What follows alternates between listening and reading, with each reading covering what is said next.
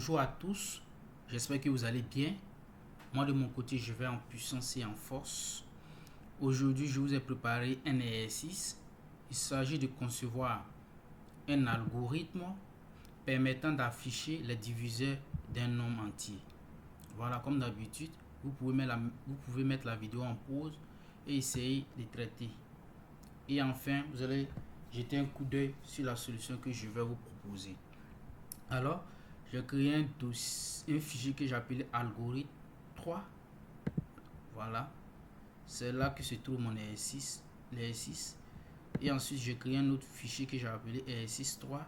C'est là que nous allons traiter l'exercice. Ok. Donc d'abord, en posant le problème.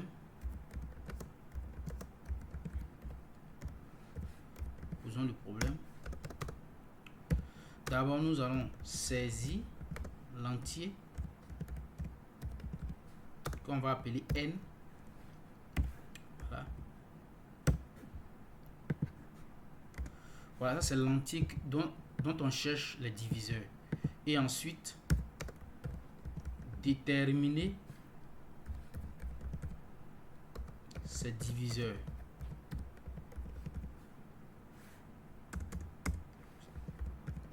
Voilà.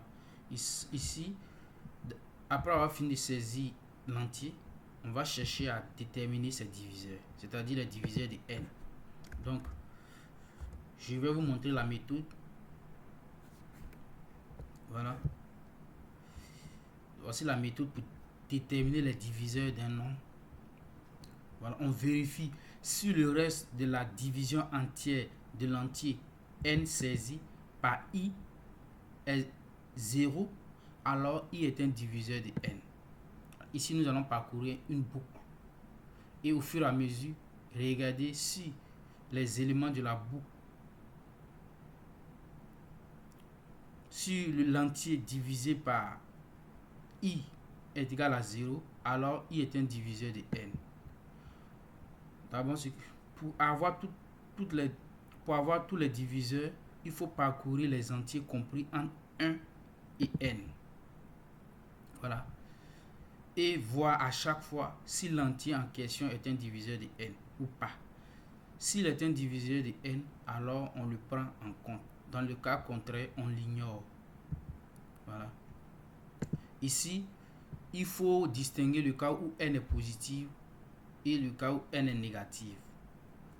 Voilà. Dans le cas où n est positif, dans ce cas, l'on va parcourir les entiers compris entre 1 et n. Voilà. Et le cas où n est négatif, dans ce cas, l'on va parcourir les entiers compris entre 1 et la valeur absolue de n, c'est-à-dire moins n. Et puis, il y a un autre cas particulier. 0 possède une infinité de diviseurs, c'est-à-dire que 0 admet tous les nombres comme diviseurs. Donc, il faut tenir compte de ça aussi. Voilà. Donc, on va passer à la rédaction de l'algorithme. Donc, comme d'habitude, le nom de l'algorithme commence toujours par algorithme. On va appeler diviseur. Ok. On va déclarer ensuite les variables. Ici, on voit que les constantes ne sont pas importantes ici. Donc ici, on va passer à la déclaration des variables. On met le mot-clé var. On met R, qui est le reste de la division entière. On a N, qui est l'entier à saisir. Et on a I, qui est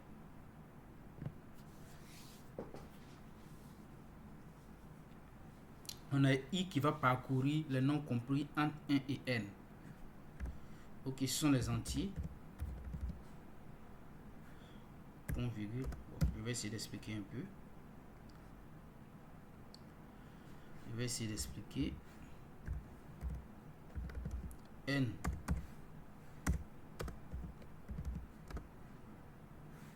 N va contenir l'entier. N va contenir l'entier.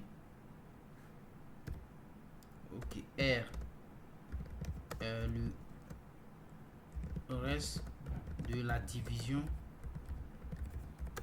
entière. Et I va parcourir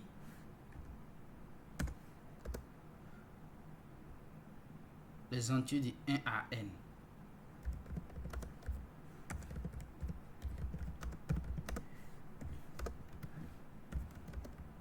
Ok, ça ce sont les commentaires que je fais, hein, juste pour préciser un peu. Ok, donc d'abord on va rentrer dans le code de l'algorithme qui commence toujours par le mot-clé début. D'abord on va saisir l'entier. On a écrire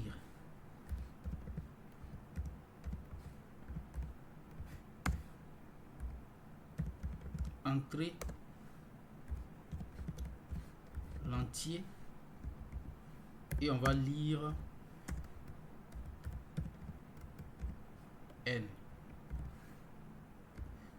Ça va nous permettre de rentrer, de saisir l'entier. Ça c'est pour afficher le message. Écrit entrer l'entier va permettre d'afficher à l'écran entrer l'entier. Et lire N va permettre de saisir l'entier. Ok, donc dans un premier temps, on va vérifier si le nombre est égal à 0. Ok. Si N égale à 0, alors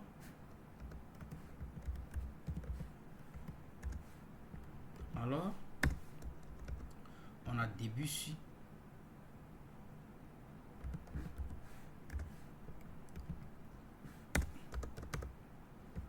écrit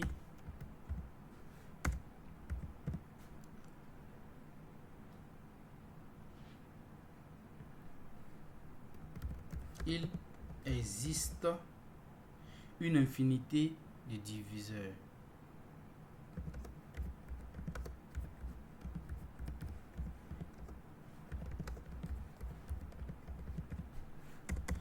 Attention, voilà, vous voyez un peu.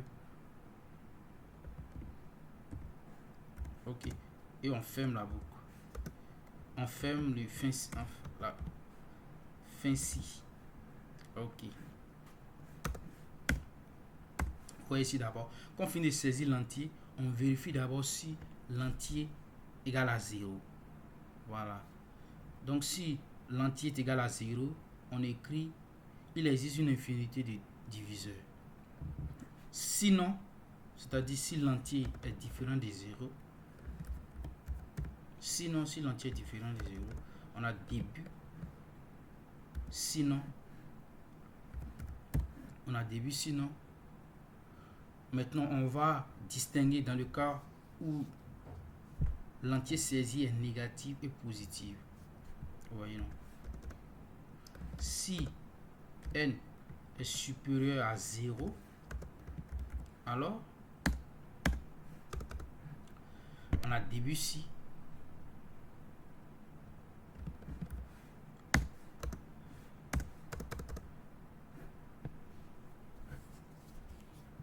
maintenant on va parcourir la boucle maintenant pour I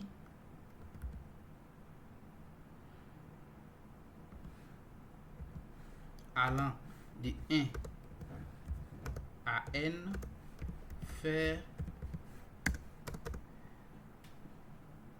début pour voilà. On a R égale à N mode I.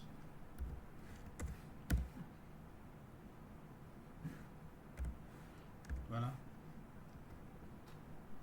Si R égale à 0, alors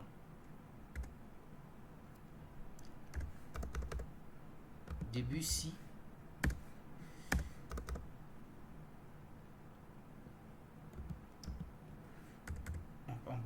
écrire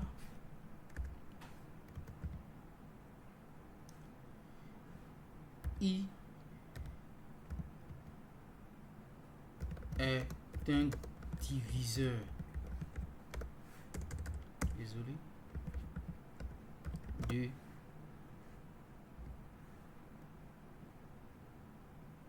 n.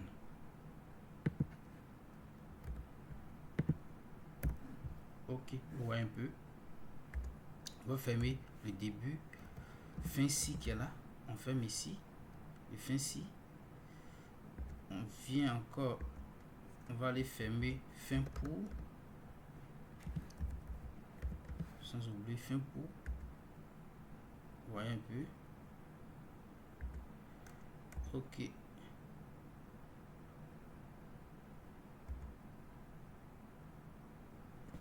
Ok. On va les fermer fin ci, non. Fin ci. Et on va aller encore.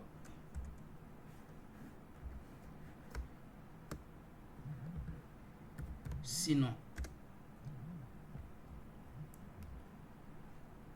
Vous voyez un peu.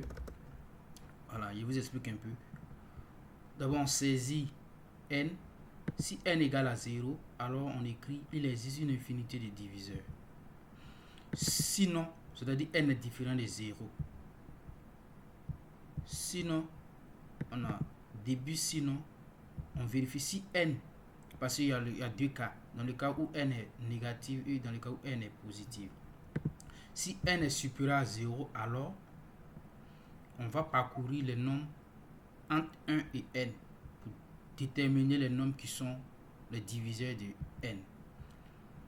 Si n est supérieur à 0, alors pour i allant de 1 à n, fait, on a début pour, on a r, ça c'est le reste, égal à, dans r on affecte n mod i, ça c'est pour trouver le reste de la division entière. Si r égale à 0, alors i est un diviseur de n. Donc ici, il va finir par parcourir tous les nombres compris entre 1 et n. Vous voyez un peu, non? Maintenant, ça c'est dans le cas où n est positif. Maintenant, dans le cas où n est négatif, on a dans sinon, début, sinon. Maintenant, on va parcourir pour i allant de 1 à moins n, faire début pour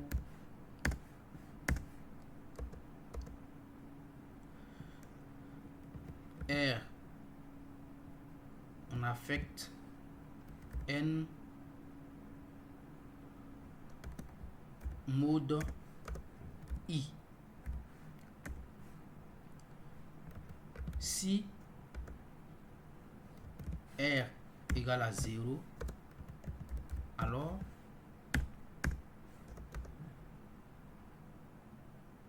début ci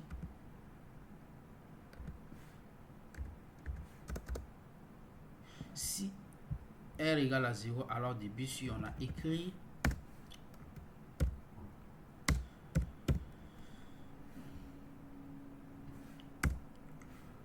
on a moins i, c'est ça, moins i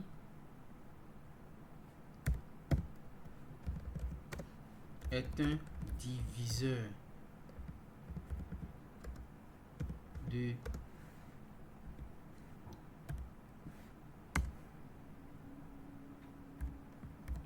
n.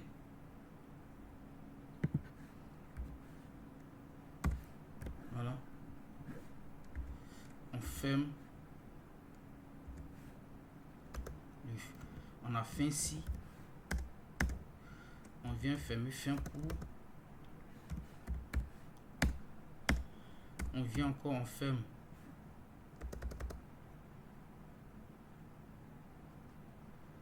Fin ci, non?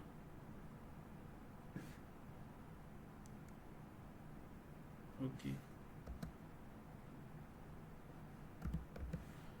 fin sinon. Voilà. Fin sinon. Ok.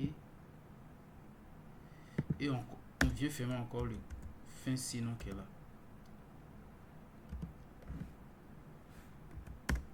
Ok. Et après, on vient fermer le fin du corps de l'algorithme.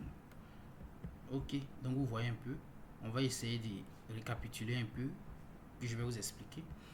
Donc d'abord, l'exercice consistait à concevoir un algorithme permettant d'afficher les diviseurs d'un nombre. Ok. Voilà. Donc dans un premier temps, on a posé le problème. On saisit l'entier qu'on appelait n et ensuite on détermine ses diviseurs. Pour déterminer les diviseurs d'un nombre, on cherche le reste de la division entière de l'entier. Si le reste de la division entière de l'entier par i est 0, alors i est un diviseur de n.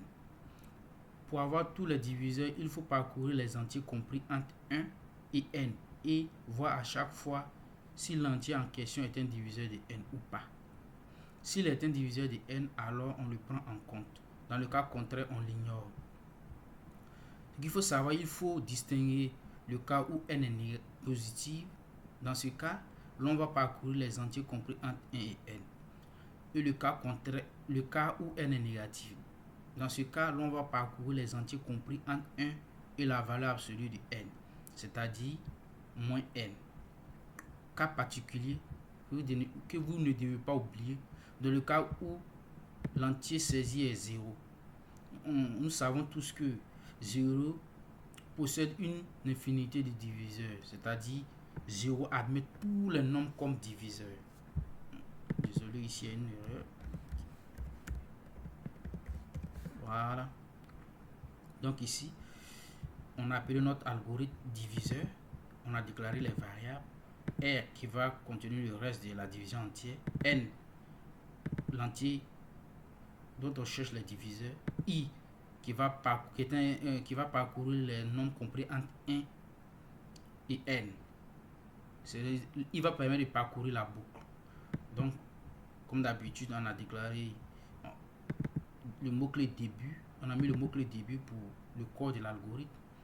D'abord, on a saisi l'entier.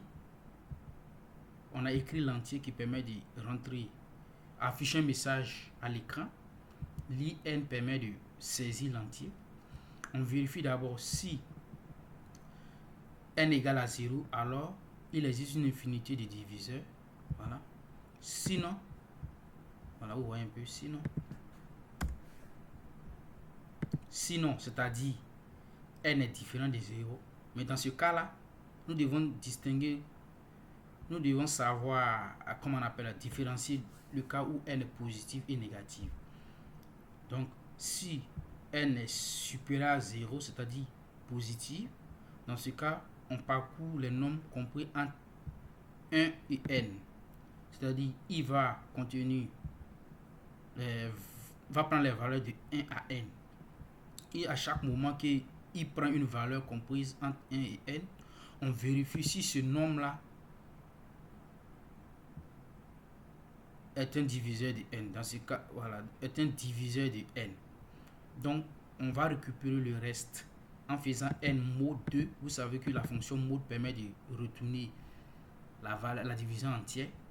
Et si r est égal à 0, le reste est égal à 0, alors i est un diviseur de n. Dans le cas contraire, il va l'ignorer. Donc ici, il va afficher tous les nombres. Si n est positif, il va afficher tous les nombres diviseurs de n. Maintenant, ce cas-là, c'est dans le cas où n est négatif. Voilà, dans le cas où n est négatif, il va parcourir les nombres compris entre 1 à n, à moins n. Vous voyez ça ici, donc ça va venir plus ici. Vous voyez un peu. Voilà, moins, ça va venir plus ici. Donc, c'est la même chose, il va vérifier est-ce que n. Vous voyez un peu, non? Voilà. Si n mod 2 égale à 0, alors il écrit moins i. Parce que sachez que ici, i va prendre les valeurs positives. Hein. Donc ici, il faut mettre un moins i. Alors, moins i est un diviseur de n. Voilà. Cette vidéo va s'arrêter là. J'espère que vous l'avez apprécié. D'ici là, portez-vous bien et on se donne rendez-vous à une prochaine vidéo. Allez, ciao les gars.